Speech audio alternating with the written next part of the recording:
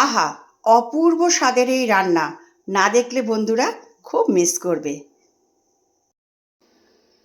Hi friends, দেখো রান্না করতে চলে এলাম। এখানে দেখো কাতলা মাছ নিয়েছি আর মাছের মাথা নিয়েছি একটা, আর এখানে পেঁয়াজ আলু টমেটো কেটে নিয়েছি, আর এখানে দেখো রসুনের পেস্ট আছে, আর এইটা হচ্ছে রসুনের পেস্ট।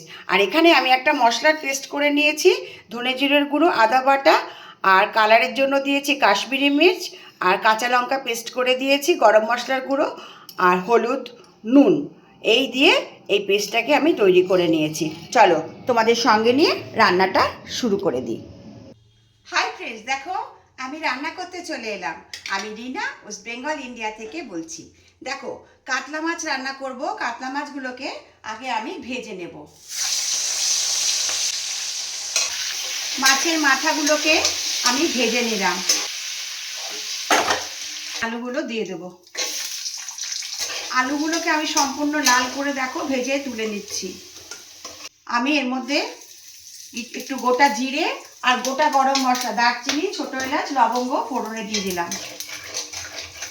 এবারে আমি এর মধ্যে পেঁয়াজ টমেটোটা ভেজে নেব।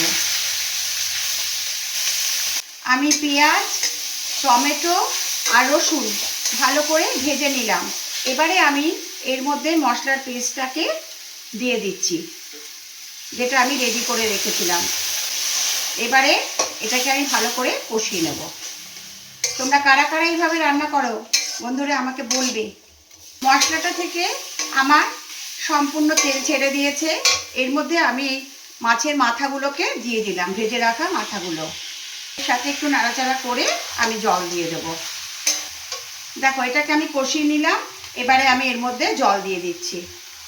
এটা ফুটবে ভালো করে, তারপর মাছটাকে দিয়ে দেব।